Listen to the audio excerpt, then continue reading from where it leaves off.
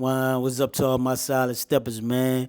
We got a special guest in the building tonight. Please introduce yourself, brother. I am Crypto Geezy, man, from New Orleans, Crypto.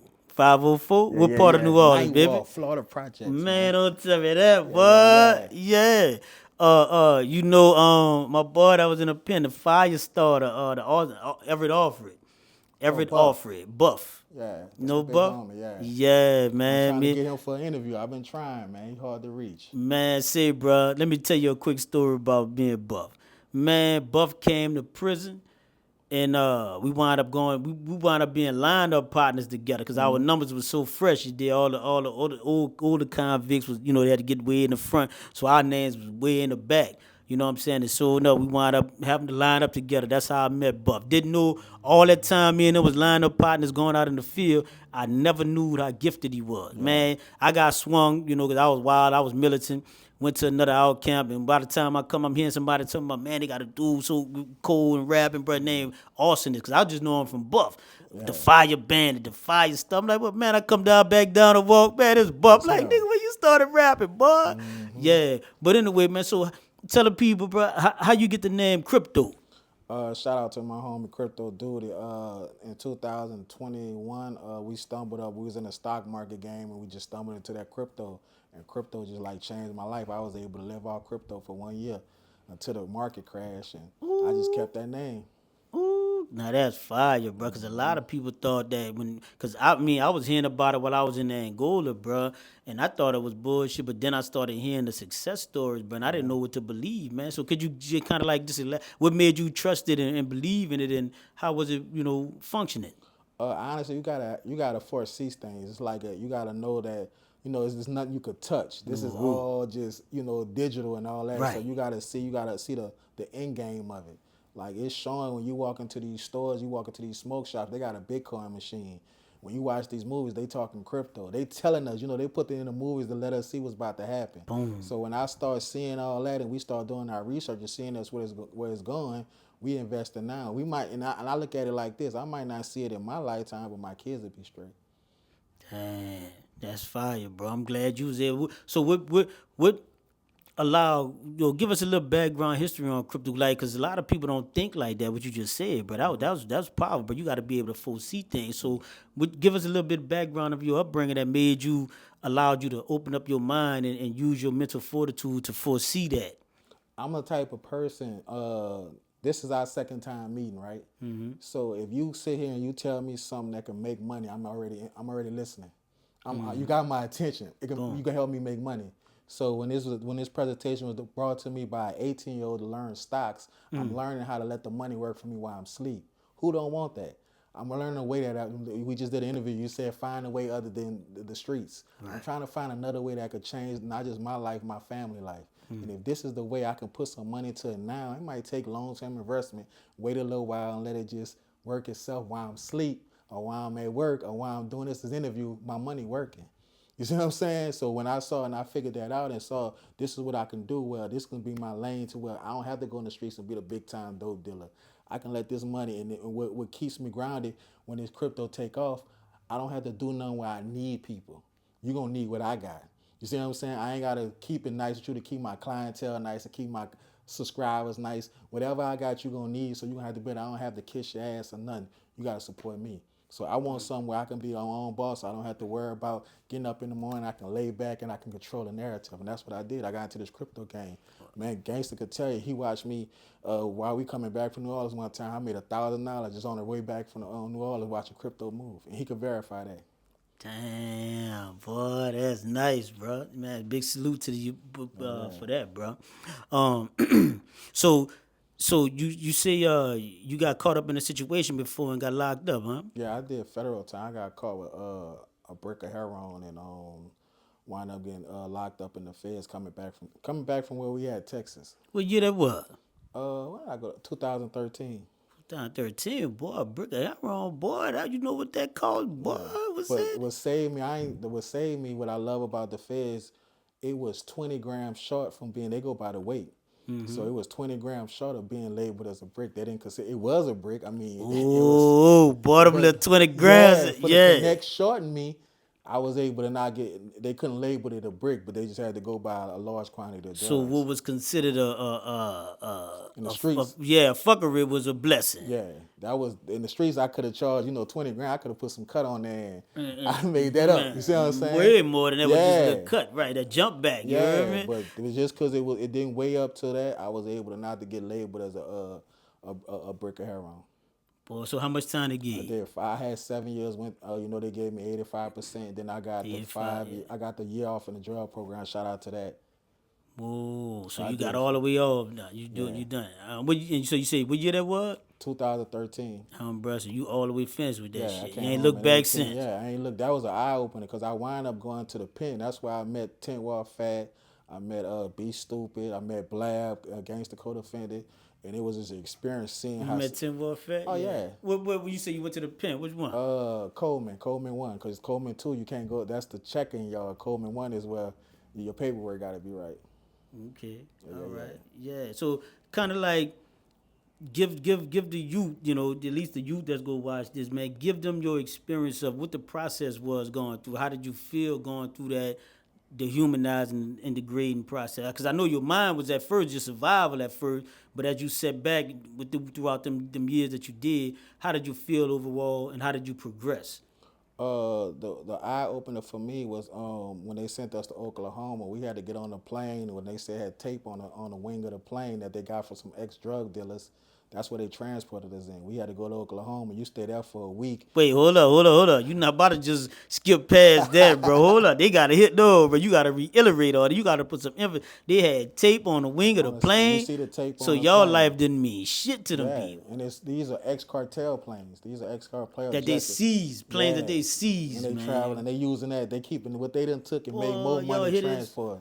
And they make more. They done seized these planes for free. They done jacked the cartel. That's basically what they did. Legalized jacking and took the plane from the cartel, put some tape on it on the wing. So y'all on the wing of the prayer, really. Yeah, Flying to Oklahoma. flying to Oklahoma from Louisiana. And Oklahoma and Louisiana is not that far, so they You could have catch. just drove y'all more safer, right? They might make more using the plane. So how did you feel? And they told you this about the But you plane? see it. You can see it. You can see it on the plane. You saw the tape on there. You hearing it, but then you seeing the tape on the plane. So it's like it's a true story. But what could you say? I don't want to take this flight. Yeah, What could what I you gonna say? do? They go drag you on there. You Yeah, going? You gotta can't go. refuse. In your mind, fuck. Everybody got about what 30 more people, 40 more people getting on this plane. The fuck. I know they ain't trying to kill a fucking the detail, transportation detail. But to be honest with you, they consider that collateral damage, bro. Yeah. Like evildoers, bro, they don't care, man. I remember my first time flying when I came home. I flew from New Orleans to out here, bro. And it was a 45-minute flight. So when I got up there, I'm like, man, look, I need something to drink. So I got cash. So I'm trying to give them some cash money. And the people are like, oh, we don't take Yeah. cash. I'm like, what? You heard me? I'm like, so now in my mind, I'm like, oh, I know why they don't take the cash. Because if this motherfucker go down, the cash go burn up. They want you to swipe that card so the people on the ground can get it. So they don't care about the people that work there. I already know that in Angola, but they don't care about the employees that work there, bro. So many employees done quit and left and all that stuff, yeah. for Yeah. real. So, okay, so boom, you make it to Oklahoma. And in Oklahoma, you don't get no deodorant or nothing, no commissary for a week. It's just a transportation site. So you gotta be funky for a you whole funky. week. It's the receiving tip. It's the receiving tip. But this is where you at for a whole week. Sometimes 2 weeks till your spot open or your bed open wherever they sending you at. So you waiting on that transportation to go there. You sit there for 2 weeks. Then you go where I got sent. I got sent to the pen accidentally. I wasn't even supposed to be there. Remember, I ain't on no violent charge. I got 7 years. What the fuck am I going around niggas that got life? I accidentally, the only reason I went because they used my past arrest and saw that I ran from the police, but it looked like I was having attempted murder on the police. Yeah. That don't even make sense. So I go to the pen. This is where the first person I meet is Blab. You know what I'm saying? That's the first person to walk up on me. And y'all, what's up? He already knew you was coming because Blab already in the paperwork. He know everybody that's coming. He know what you own and everything. So I meet Blab, go in there, and I get put in a cell with a dude from, I want to say, Florida or somewhere because the homie, they had cells by states. We didn't have that cell in that. We didn't have no more cells for us in that unit. And just being in there, I think like the first night, I hit, like you said, that poking within 72 hours, I can relate. Niggas getting stabbed up. You hear the howling and all, and I ain't never seen this. This is new for me. So I'm like, damn, this is my life. And then I told you, I think I just did with these. I'm witnessing people that got life. It say deceased by their name, and I'm looking at them. You know, me here with 7 years. I'm looking at them like in their mind, they are right with not never going home. They accepted that fate. You know what I'm saying? That was the reality check for me. That was that eye opening. Right before I left, I had to go get my GED to get my perms down to get transferred to a medium.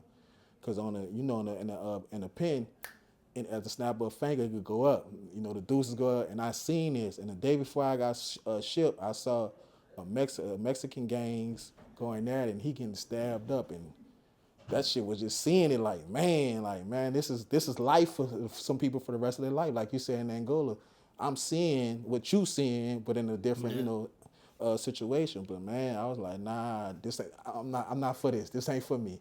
I don't deserve this, man. I don't want to live like this. This is what we had, how we gotta survive. Man, because when you said the 2 weeks without deodorant and stuff, like people don't really, I mean, from the outside looking in, but me being in a dungeon before and knowing that you can't make comments, and you can stay in a dungeon in Angola for like months, bro. I done stayed in a dungeon just like 3-4 months. You know what I'm saying? Just fighting a penitentiary charge, man. They kept me, and you can't get, now me being who I was, yeah, I had people, able to smuggle me some deodorant in and smuggle me some little shit to eat at night, snack on, you hear me? But by you just pulling up there in a whole new state, a whole new facility, and having to go 2 weeks, you know what I'm saying, without no hygiene, bro. And so it's like, why do you think some of these rappers try to glorify that prison shit? Why you think they don't tell the kids that part of the shit?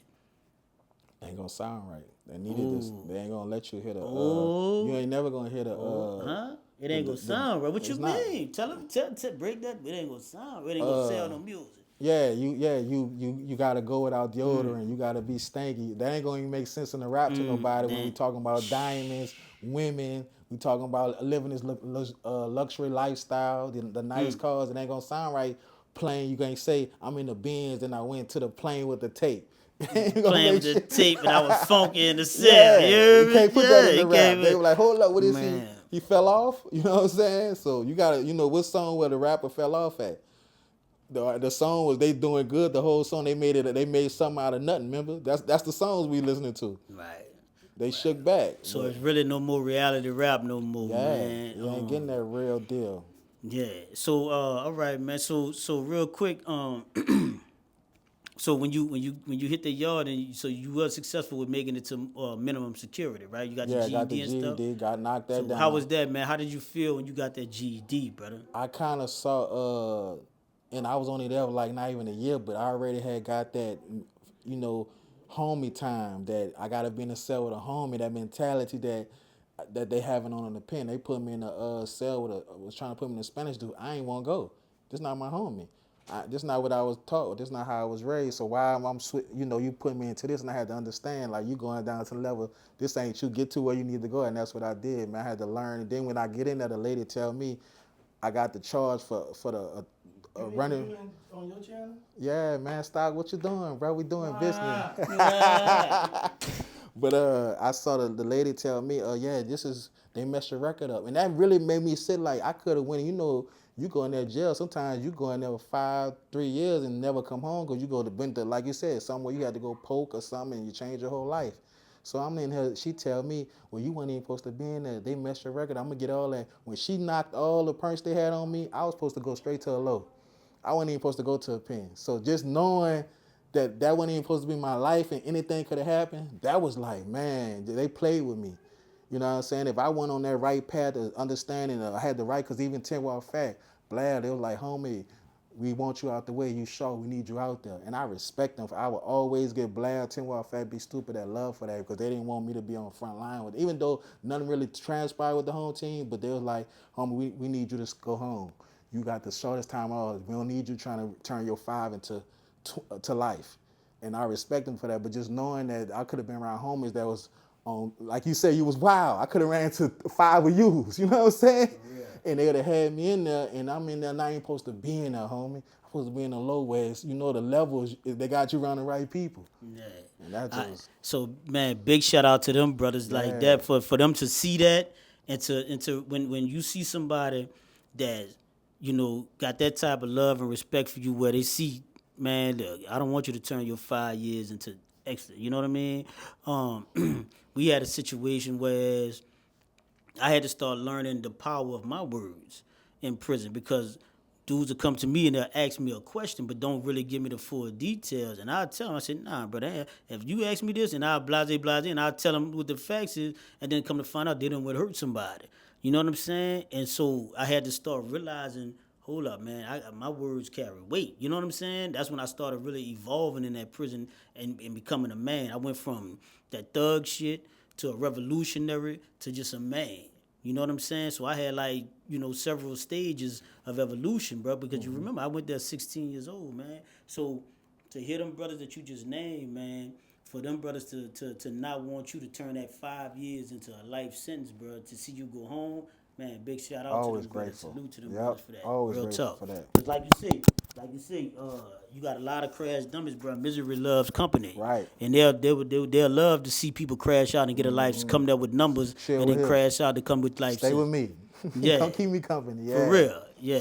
Yeah. So man, is anybody you want to give shout out to before we Man, go? first and foremost, shout out to you for allowing me on your platform. Thank you for that. Shout out to the homie Terrence Gangster Williams. For him, it wouldn't be no Crypto Geezy. It wouldn't be no Crypto Geezy YouTube. It wouldn't be us, this networking we got here. Got to give my homie shots. My dog Diesel, the Queen Queasy, you know what I'm saying, for Yeah. blessing my channel. You know, everybody in New Orleans, the whole crypto game. Word up, man. All right, man. So there y'all have it, man. That's a solid point of view shit right there, man. Y'all stay tuned for some more fire coming. You heard me? Shout out, appreciate you, brother. All day. Just like that.